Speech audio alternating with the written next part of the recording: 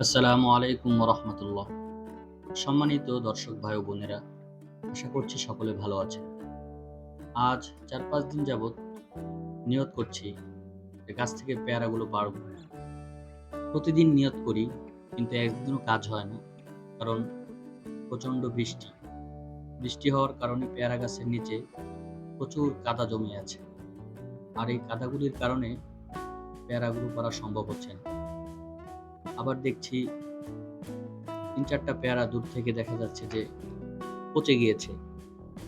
আরো সপ্তাহ ২ এক আগে আপনারা দেখতে পাচ্ছেন যে গাছের সাথে সাদা একটা ব্যাগ ঝুলানো আছে।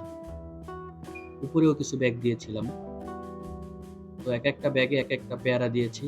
আর একটা ব্যাগে ২ টা পেয়ারা দিয়েছি দেখার জন্য যে পেয়ারাগুলো আসলে কতটুকু হয়। একটা কথা বলে রাখি, এখানে পাখিরা প্রচুর পাখি আছে গাছে।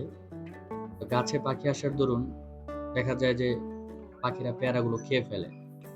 একটা পেয়ারা ২-৩ টা ঠোকর দেয়, তারপর পেয়ারাগুলো নষ্ট হয়ে যায়। এ কারণে পরীক্ষামূলকভাবে গাছের সাথে এই ব্যাগগুলো ঝুলিয়ে দিয়েছি, যাতে করে পেয়ারাগুলো বড় হতে পারে। তো আজকে চিন্তা করলাম যে পেয়ারাগুলো পারবো। সেজন্য একটা মই নিয়ে এসে গাছের সাথে লাগিয়ে দিলাম পেয়ারাগুলো পারার জন্য। এখানে ২ টা ব্যাগে মোট ৩ টা পেয়ারা দিয়েছিলাম। উপরে যে ব্যাগটা দেখছেন, ওইটার ভেতরের পেয়ারাটা অনেক বড় হয়েছে। কিন্তু দুঃখজনক বিষয় হচ্ছে ওই পেয়ারাটা একদমই নষ্ট হয়ে গেছে। তো ওখানে আর ধরলাম না, ওটা ওভাবেই রেখে দিয়েছি। আর এখান থেকে এই ব্যাগটা সরিয়ে পেয়ারা দুটো পাড়ার চেষ্টা করছি। পেয়ারা দুটো মাশাআল্লাহ অনেক বড় হয়েছে। আমি ধারণা করিনি আসলে এত বড় হবে।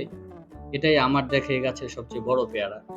এর আগেও ২ বছর আগে একটা পেয়ারা এভাবে আমি উপরে দিয়েছিলাম, সেটাও বড় হয়েছিল। কিন্তু এটা আরো বড়।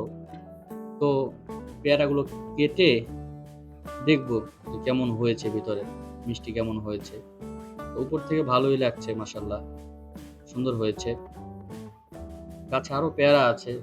নিয়ত করেছি ওইগুলোতেও এভাবে ব্যাগ ঝুলিয়ে দেব। কিন্তু প্রচুর বৃষ্টি হওয়ার কারণে আসলে কাজটা করতে পারছি না। ব্যস্ততাও বেশি।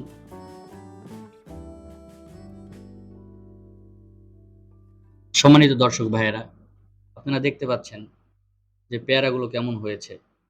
তো আলহামদুলিল্লাহ, আল্লাহ তাআলার কাছে অশেষ শুকর যে আল্লাহ তাআলা পেয়ারাগুলোকে এত সুন্দর করে বানিয়েছেন।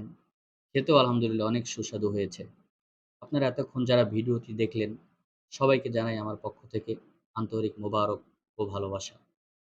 আশা করছি চ্যানেলটি সাবস্ক্রাইব করবেন, পাশে থাকবেন, সাপোর্ট করবেন। আসসালামু আলাইকুম ওয়া রাহমাতুল্লাহ।